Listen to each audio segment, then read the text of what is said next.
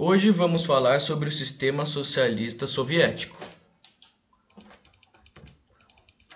Primeiramente, vamos falar e definir o que é um sistema econômico.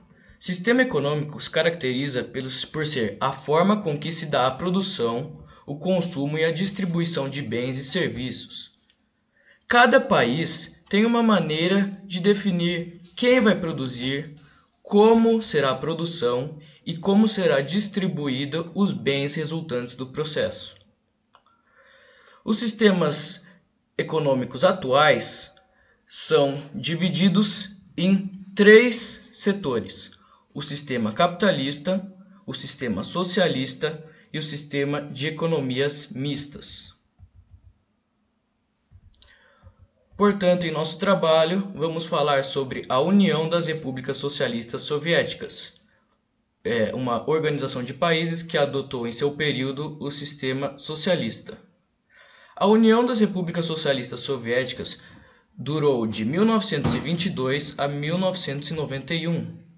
Ela foi formada por 15 nações recém-independentes e se uniu todos esses países após a Guerra Civil Russa, resultado direto da Revolução Russa de 1917, feita através da consolidação do poder por parte dos bolcheviques, partido político russo, símbolo da ideologia socialista. Durante a Guerra Fria, foi o legado da União Soviética.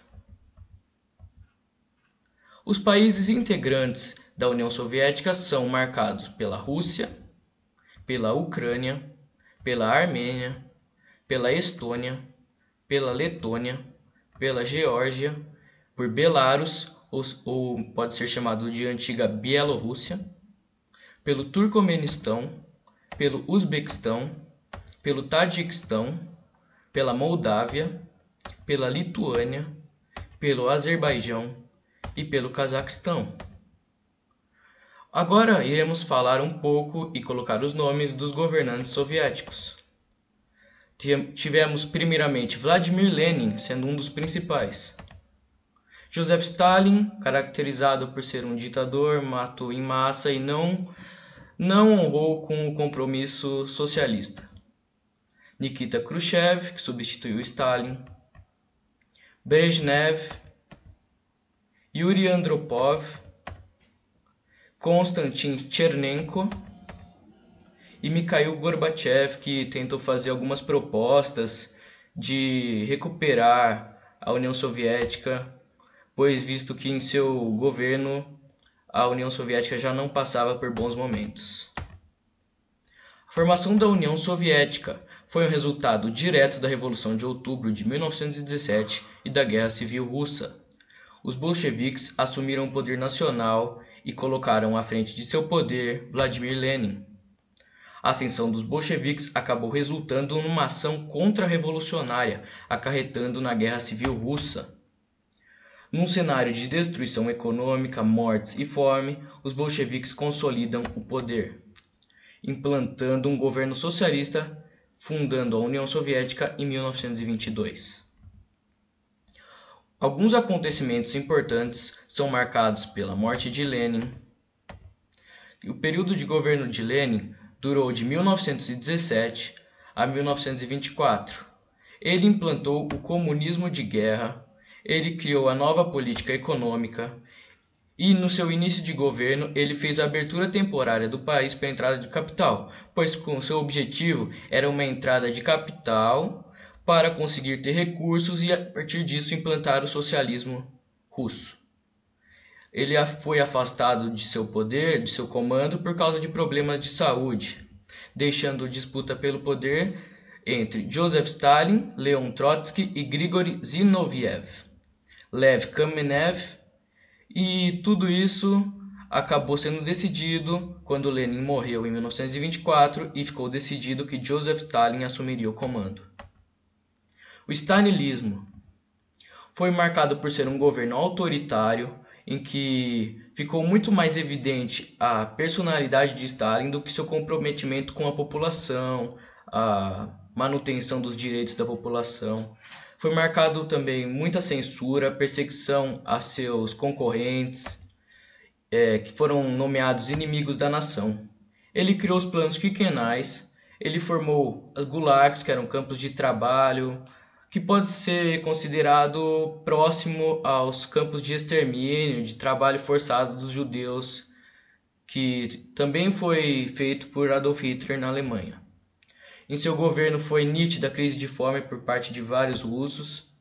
E mais um ponto relevante de Stalin foi um protagonismo russo na Segunda Guerra Mundial, que conseguiu defender a sua nação, seu estado da Alemanha. E foi também marcado um forte poder econômico e militar russo. Sistema econômico socialista soviético, continuando. A economia planejada pelo governo foi denominada Gosplan. O poder estatal controlaria todos os meios de produção. Os preços dos bens, dos produtos, são estabelecidos pelo próprio governo. Não ocorrem desembolsos monetários, ou seja, não há uma busca direta pelo lucro. E tudo isso estabelecia os planos quinquenais soviéticos.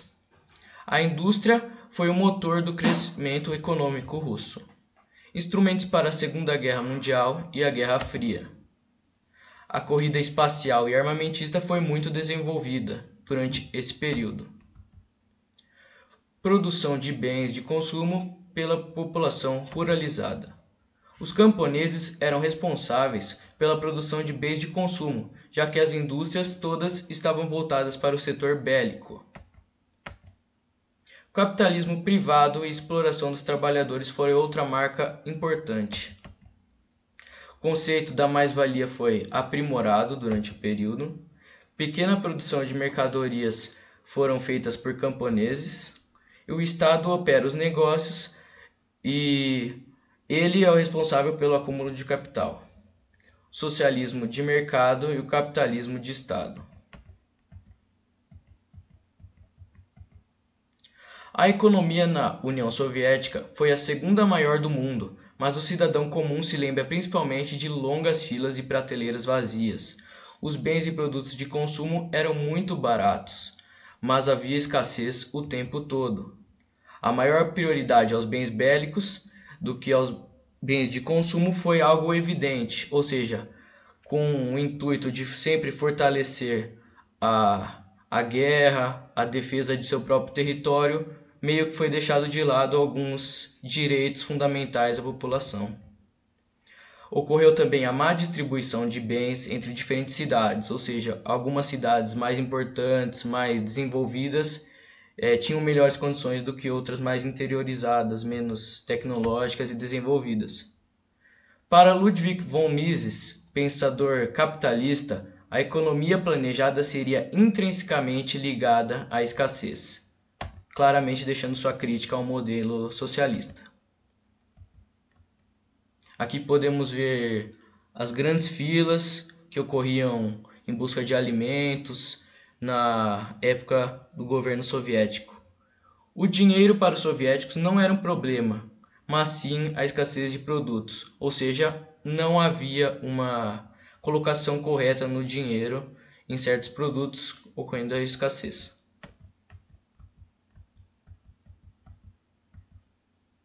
Agora iremos comentar algumas vantagens do sistema econômico soviético.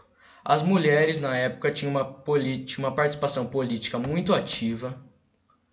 A área da saúde não deixava a desejar.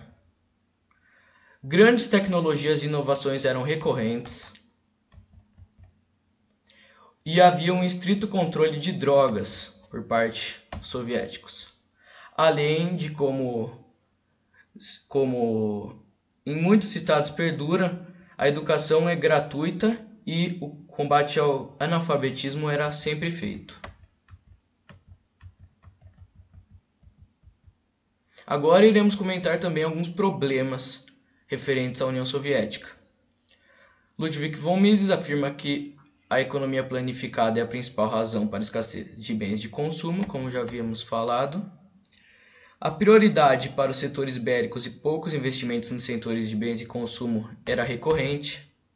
A produção não era baseada no que a produção não era baseada no que a população precisava, e sim nos interesses dos burocratas soviéticos. Os preços fixos da mercadoria e a má distribuição dos bens eram sinônimos de prejuízo.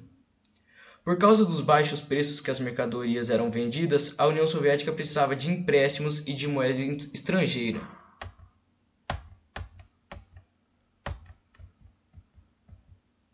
Agora iremos comentar um pouquinho do colapso e dos desgastes do sistema socialista soviético.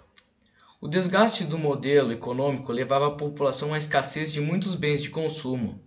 A concentração do poder e enfraquecimento do poder central também foi algo muito importante. O controle sobre igrejas e religiões, a censura à imprensa e as mais diversas formas de manifestações populares, ou seja, o rompimento do direito da população se manifestar. Certas divisões ideológicas eram cada vez mais gritantes. E, claro, a Guerra Fria e a pressão do Oriente. Na Guerra Fria ficou muito claro que, no ponto de vista, os americanos conseguiam ter a mesma força bélica que era tão importante para a União Soviética, mas mesmo assim a população conseguia ter um estilo de vida, um modo de vida melhor.